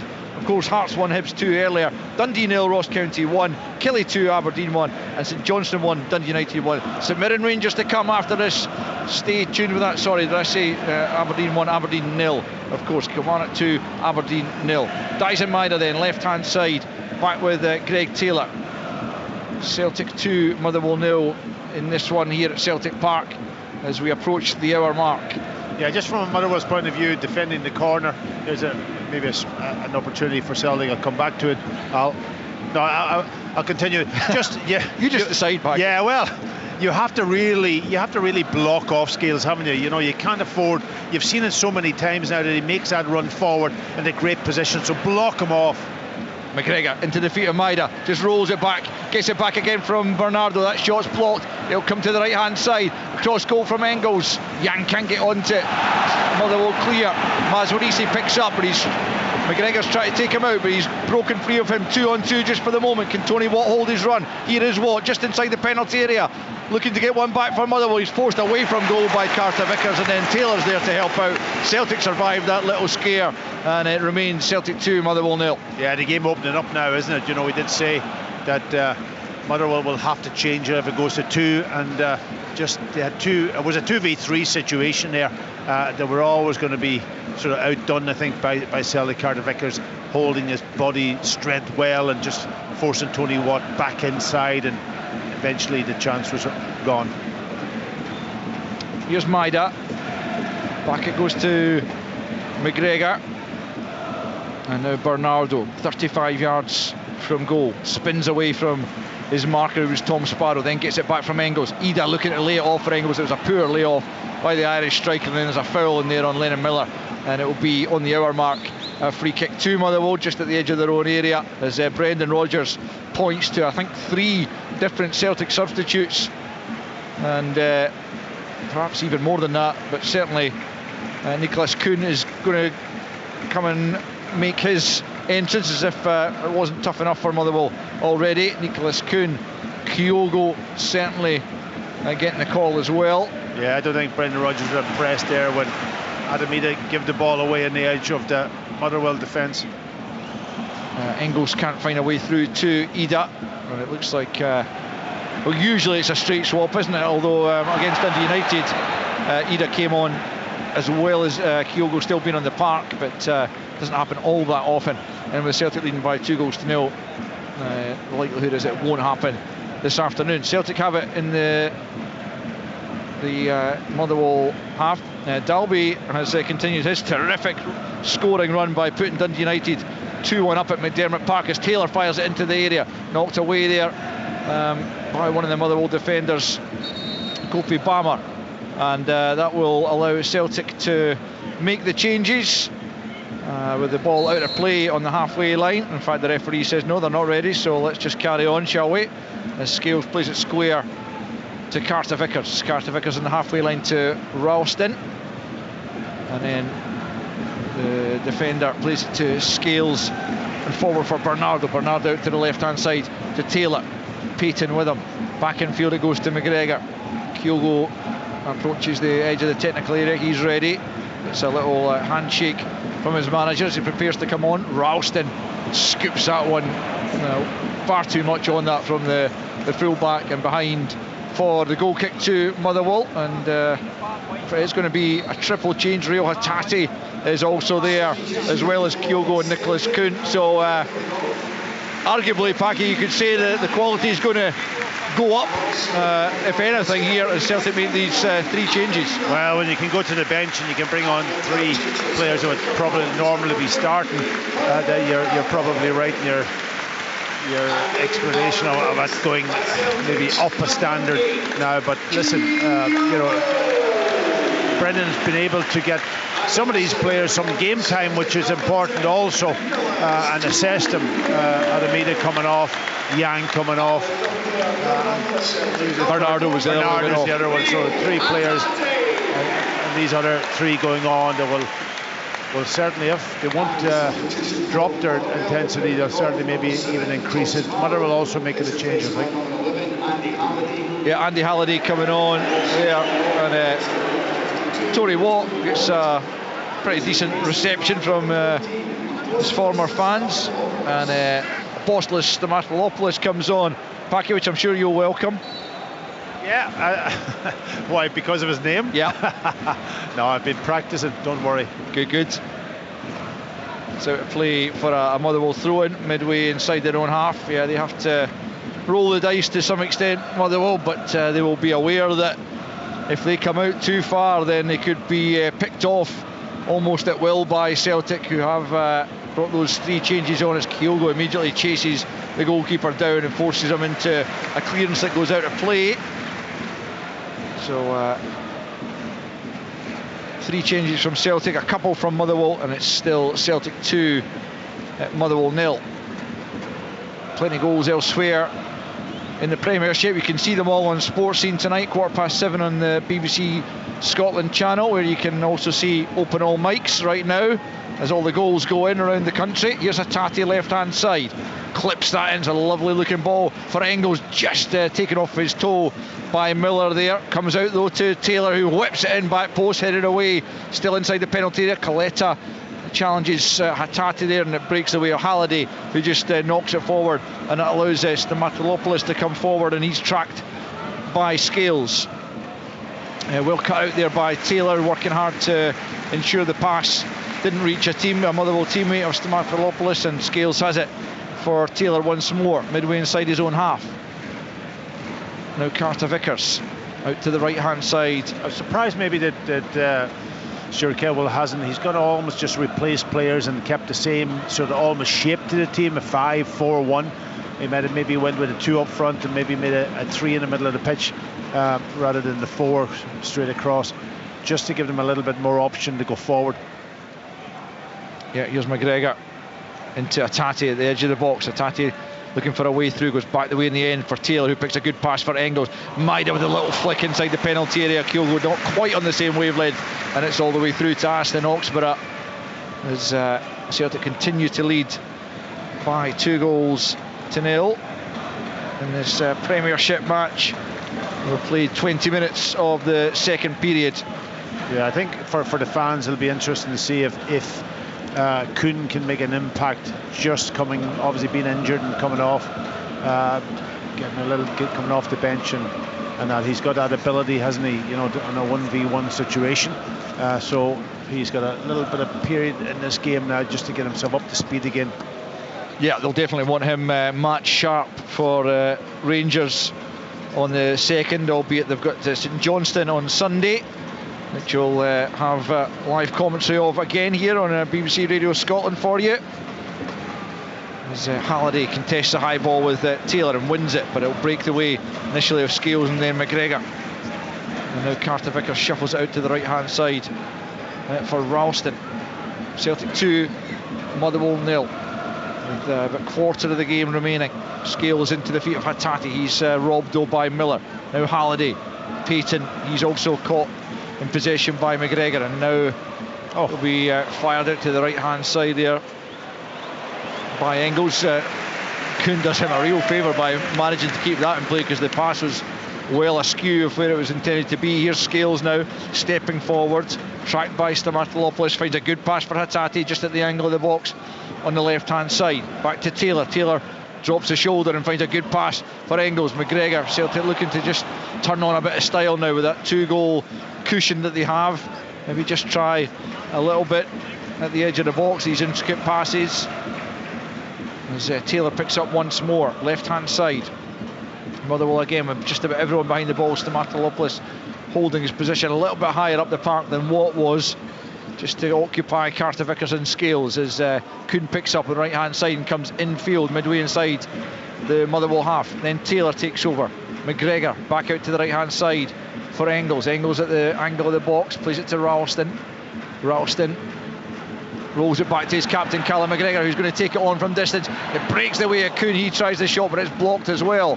Celtic denied a third goal there as Kaleta picks up now right hand side, tries to drive his side forward. He's been impressive defensively, and I'll tell you what, he's burst through and he's picked a pass for Stamatolopoulos. He'll drag his shot well wide. Well, what a run that was by Marvin Kaleta, and despite the fact that his side are trailing by 2-0 back, he must have been, if you were picking a candidate for man of the match, he'd be right up there surely. Yeah, all his defensive qualities we've talked about, but at time it was offensive qualities, and just bursting forward from his position and driving through midfield and then picking the pass. I'm going to get this right, Stamatolopoulos. All that practice has served you well. Was in a good position, but it was a little bit wide to take on the shot. He just maybe needed to come back on the inside a little bit, just didn't quite catch it. I thought Kaleta was going to go all the way actually at one stage, as he burst from the right wing back position all the way through the middle. But you were getting excited at that point, weren't you? Absolutely, that would have been a terrific goal had he been able to get the shot away, but wasn't to be for Motherwell. But he has been impressive as Celtic win a corner over on the right hand side. 2-0 they leads elsewhere, 1-0 still to Ross County at Dens, 2-0 Killie against Aberdeen, and 2-1 United at McDermott Park, having come from behind to lead that one as Celtic take the short corner right hand side. Then Kuhn plays it back in the angle of the box to McGregor. Now it's Engels looking to work it for Kuhn. I think Taylor just got in his way, and then Engels tries the ambitious effort at the outside of his right boot, and that goes way off target, and I think out for a throw-in the end from Engels. I mean, it was a nice training ground style corner kick move back, he just didn't quite come off in the end. Well, Greg Taylor was really in a centre forward position, but he couldn't play as a centre forward. He just should have been laying that into the path of Kuhn, and he almost tried to take it on himself and got in the way of Kuhn. Still 2-0 then, into the latter stages of this contest. Celtic will extend their advantage, of course, over Rangers, at least for the time being. Rangers kicking off away to St Mirren, 5:45. We'll have live commentary of that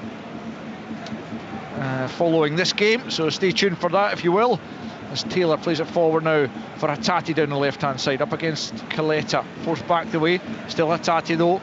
Now Engels, he's dragged back there by Payton. The yellow card is coming, as is a free kick about 25 yards from goal, very central area. That is a good position for a free kick. Luke McCowan preparing to come on here for Celtic, but this is dangerous.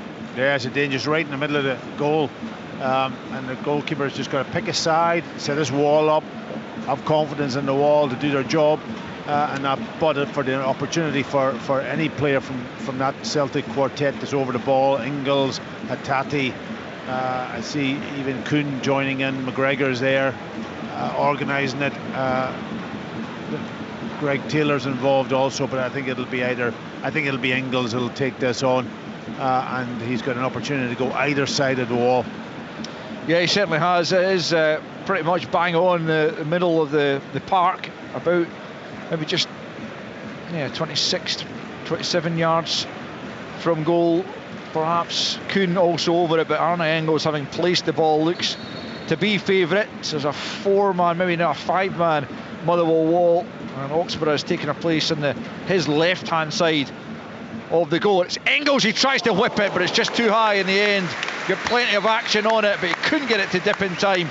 And it'll be a change of piece here as Celtic will bring on Luke McCowan for Arne Engels, who's applauded off for his efforts. He was involved in both goals, scoring the first from the penalty spot to make it 5 for the season, and then he put in the corner that was glanced on at the near post by Scales and nodded in by Maida, and on comes Luke McCowan. And Sam Nicholson's going to come on for Motherwell, just a 3rd appearance of the season. He has been plagued by injury all season, and he replaces Harry Payton in the middle of the park as Motherwell somehow try and salvage something from this game, but it's looks like a forlorn task, to be honest with you. 2-0 down with time beginning to run out as Mazonisi tries to put pressure on Carter Vickers and Kasper Schmeichel, but out comes the goalkeeper, who has been, Packy, it's a bit of a cliche, but he's been a virtual spectator, you'd have to say. Yeah, he has, and you know, listen, there might be one chance, because I think Motherwell has gone to a kind of a 4-4-2 situation at the moment, and there's always that one chance that comes up to the goalkeeper. Have got to make the big save at a crucial time, and Schmeichel is capable of doing that, but we'll see how it pans out in the next 10 minutes or so. There's McCowan out to the right hand side for Kuhn, brings it under control, and now tries to take on Wilson. It's a different proposition for Wilson now, as much as Yang contributed to winning the penalty. He's not the player Kuhn is, that's for sure, not at this stage, and he's got his hands full there. Celtic continue in possession, and it's back with Kuhn, right hand side. Celtic leading by 2-0. Ross County have got a second goal at Dens Park as Kuhn goes for goals, deflected, and it's a goal.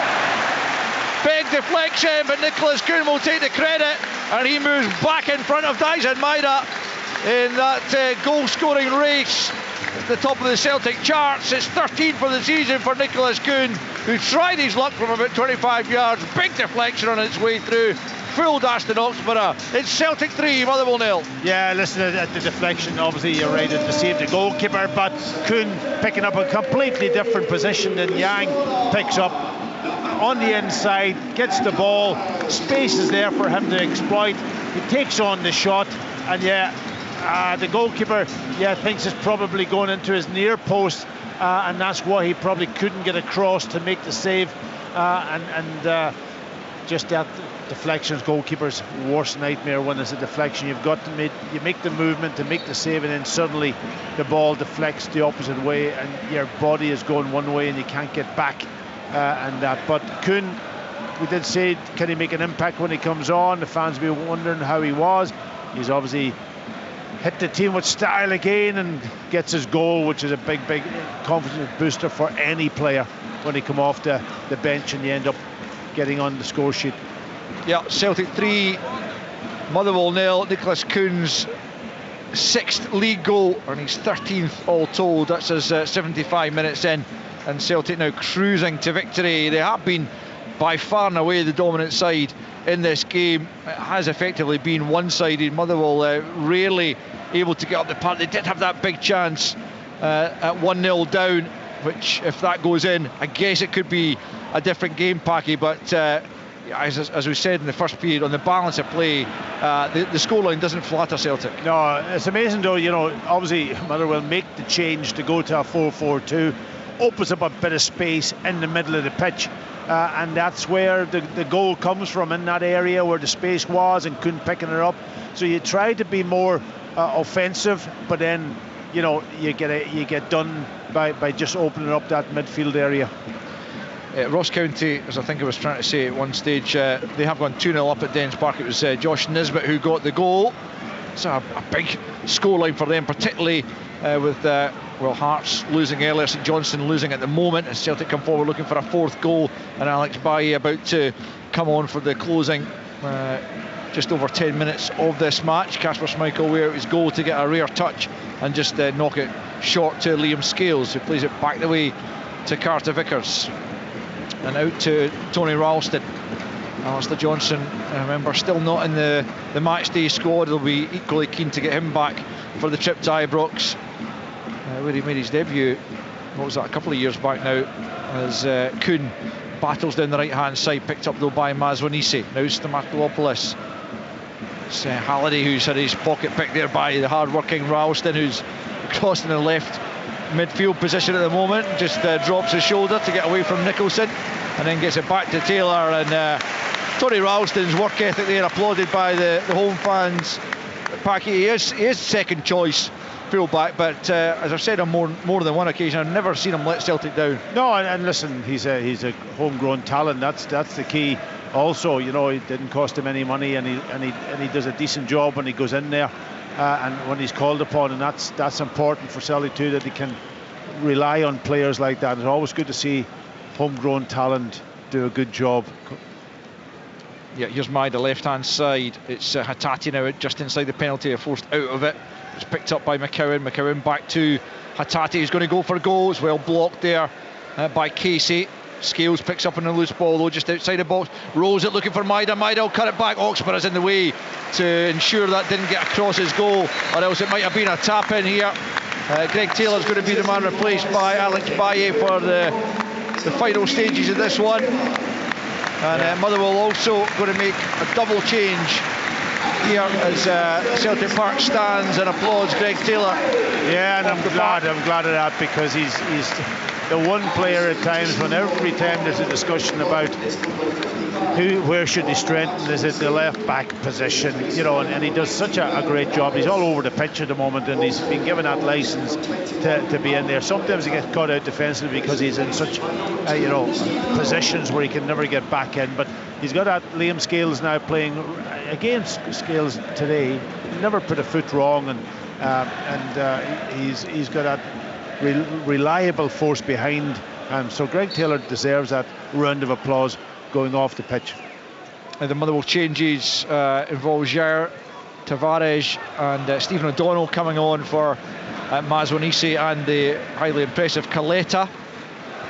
Celtic leading by 3-0, and anything Motherwell get now, you would imagine, is going to be nothing more than a consolation, with just over 11 minutes left of the 90. Here is Baye, a young full-back on loan from Barcelona. There was a bit of talk that they might want him back in January. That then seemed to go quiet, but we'll see what materialises over the next couple of weeks, or even less perhaps, with the transfer window opening up in the next few days. But O'Donnell on for Caleta, as I say, in that right wing-back role against the side where he began his career as a youth. Here's Stamatopoulos trying to bring Tavares into play. Ralston's there first and just gets the header behind. Safety first, knocks it behind for a Motherwell corner. Tavares on loan from Hibernian, and he'll just leave the corner to be taken by Lennon Miller. Certainly his last delivery was a very good one, almost brought the equaliser, but for the unintended intervention by Tony Watt. Well, that's a strength, isn't it, Lennon Miller? His quality on the ball. Let's see what he can deliver here. Another in-swinger. It's Kyogo at the near post, picks up that position well and gets it clear. Great little spring from the Japanese forward as Miller gets it back on the left-hand side, and again curls it in. Carter Vickers gets his head to that one. Celtic will come on the counter. Hatate tries the first time ball. Kuhn, can he lay in Kyogo? Oh, he's just off with the pass. It really had opened up if Kuhn had just been able to play that first time, arguably, but he just wasn't able to do so. And even when he did get the touch and then the pass, he was just rushing it, and the chance had gone, but it might come again here for Kyogo inside the penalty. Lays it back for Baye. Baye in turn for Hatate at the edge of the box. Shooting opportunity! Goal, Celtic! Real Hatate finds the bottom corner. That was the only inch of goal that he could possibly beat Aston Oxford with, and he rolled into that bottom corner with some force and finds Celtic's fourth goal. It's Celtic 4, Motherwell 0. Well, that's a fantastic strike from Hatate, picking it up and comes out onto his right foot, what, about 22, 23 yards out, and yeah, picks it up, drops his shoulder and then strikes it, using the defenders to guide it around him. and into the bottom left-hand corner, and the goalkeeper no real chance. He almost couldn't even react, but that was a terrific strike from Hatate, and that gives Celtic again confidence. 4 goals in this game. We did talk before the game where they may have been struggling a little bit to hit the target, but today 4 goals, they've got to be pleased with that. 100%. 81 minutes gone, and it's Celtic 4, Motherwell 0. It's incredibly, Ross County are leading by 3 goals to 0 now at Dens Park. Jordan White with a penalty most recently on the score sheet for them. But Celtic's defence, which we spoke about first half, Packy, this will make it, I think, just 1 goal conceded in 9 in the league if they can see this one out, and as you say, adding to their tally in some style now in this second half. Yeah, it's amazing. I mentioned, listen, it's still 5 at the back for Motherwell with the 3 in midfield and the 2 up front, but it just opens up space when Celtic are exploiting it so well at the moment. They're back in the same position again, initially in the first half they couldn't really get the space. Now it's there, and they're able then to really attack it. They've got that quality players that can play in between the lines. Yeah, this is going to make it 16 wins from 18 at home in the league since the 2-0 defeat back last December by Hearts. And their home form has been hugely impressive domestically. As Ralston lays it forward, they're still looking for more goals. Kuhn almost at the byline. He got the last touch to that though, and is behind for a goal kick as we close in on full time. Celtic with a handsome 4-goal lead as things stand with 7 minutes of the 90 remaining. And it's been a pretty good late Christmas present for the home fans, and they'll be back here on the 29th for the visit to St Johnstone. That's ominous for St Johnstone, who are 2-1 down at home to Dundee United, and they will come here, we'd have to say, in pretty poor form, and up against a Celtic side who have hit their straps again, and especially in the second half. As soon as you get that opening goal pack, it just changes the game altogether. I think the second goal was a crucial one, and that first goal definitely gives you an edge, but Motherwell didn't have to change too much. Once that second goal comes in, they have to go and make the change, and they did make that change, and then it opens up, and it was a really good second goal, wasn't it, from the corner. It was played in with real pace, flicked on. They're in again. Yeah, Maida almost did again, just unable to knock that across goal. He was offside anyway, actually. Just taking a moment or two to get to his feet. It looked like he just stood on the ball and maybe twisted his ankle very slightly, but he looks to be back up and jogging back pretty much unencumbered. Yeah, he's the one player that Brendan Rodgers has kept playing week in, week out. That's because he's a machine. He's not human. He is a machine, but there's going to come a stage where he's going to run out of energy. He has to in a few years. But he just keeps playing him. He plays him right through the 90 minutes. Normally it's the defenders, and he may take the other players off, but he's taken Kyogo off, he's taken Kuhn off, he's taken Yang off, he's taken all the other players, but Maida seems to be the one that they keep playing for the 90 minutes. Yeah, hugely. And the goalkeeper, of course, that's the other one. Yeah. We haven't seen what's his name? Sinisalo. And we haven't seen any of them yet. And that's almost another situation that who knows, could develop in the future, where Schmeichel, he's had no injury, he's getting older now, but the other goalkeepers had no experience whatsoever.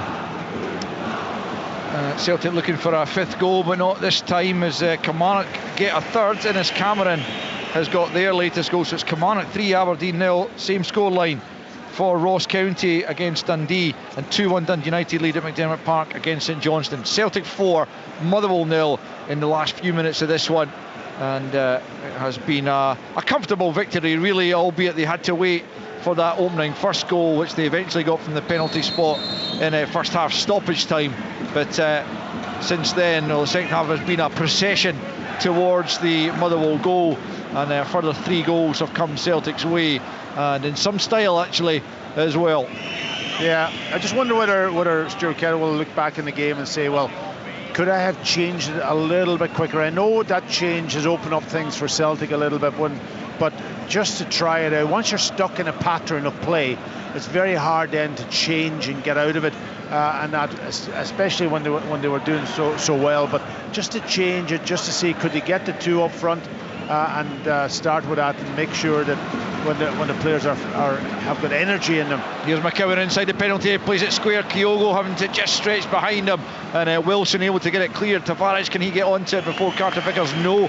Carter Vickers finds Kuhn, and now it's Maida crossing the right hand side for the moment. Now Ralston midway inside. Motherwell half back to Carter Vickers. Motherwell at home to Rangers in their next game on Sunday, as Scales has it inside the centre circle, closed down by Stamatopoulos.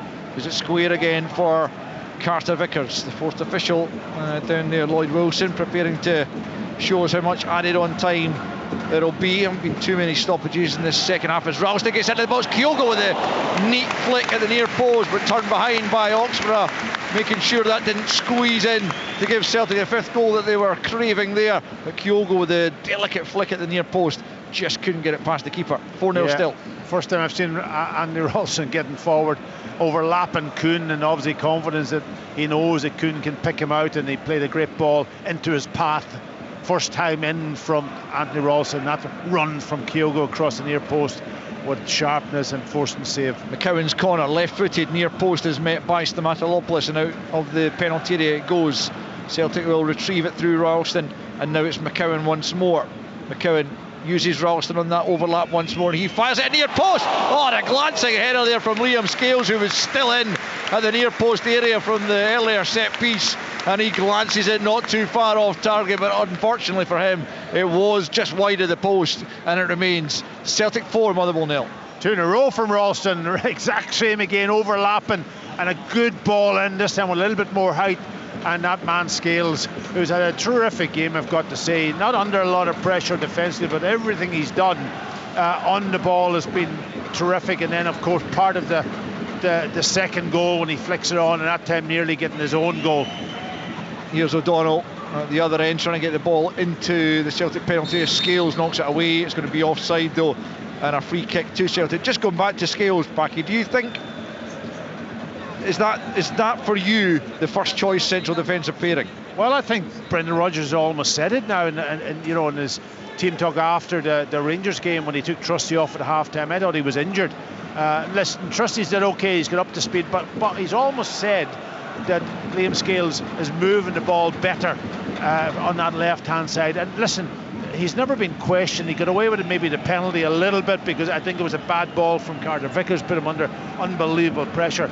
But I watched him passing that ball, but also his defensive qualities has been really good. He's a diving header earlier on in this game too, when the ball was played, and you know, he's doing all the right things. So for me, I think he deserves to stay in the team. Yeah, well, he's certainly had the call in the last couple of games. And I know I'm biased a little bit, Al, because he's Irish and all that, but he's never done anything. Never suggested that. But no, but I am a little bit. But I love to see a player like him coming over to this club from the League of Ireland and almost doing so well and developing and getting better week in, week out. Is a magnificent story. That's us almost at 90 minutes as Lloyd Wilson does get the boards ready. 4-0 Celtic lead. Tavares trying to force that to O'Donnell. 3 minutes to be added on, and we're just crossing into that right now as forward comes Hatate down the left hand side. Celtic with a 4-goal advantage and going further clear at the top of the table, with Rangers travelling to Paisley, and that game we'll have live commentary of that not too long after the conclusion of this one, as Scales gets it from Schmeichel, but 15 yards inside his own half. Hatate with a lovely little drop with the shoulder, just such minimal movement, but it sends the defender way the wrong way. Celtic have it through Baye. Hatate once more, back to Baye. I think McCowan just took a hand in the face there as he was making a run, inadvertently perhaps, as Motherwell try and come forward themselves. Lennon Miller will chase that, but he won't catch it, and he ends up in the Celtic dugout himself, which is well, we've never seen Lennon Miller really in this game. He's been playing very deep, and that sort of could almost midfield three doing his defensive duties, but he's never been in a position higher up the pitch where he could use that terrific ability on the ball.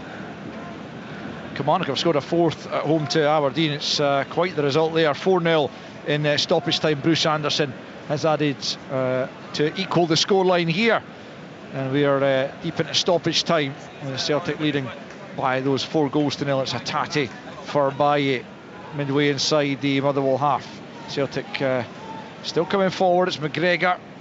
He could be forgiven for just running down the clock at this stage, but Baye trying to find the forward ball. O'Donnell cuts it out though. Ralston will race back and get there ahead of Sam Nicholson, who hasn't really been able to get involved at all with Celtic still doing the attacking, and it's McCowan right hand side picking up from Kuhn.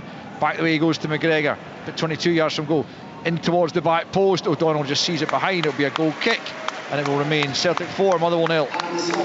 Yeah, I think it's all over. It's been a good exercise for Celtic. Motherwell will look at the game and say they've worked very hard for a period, but just didn't have enough to win this game, and I think the best team won it by a mile.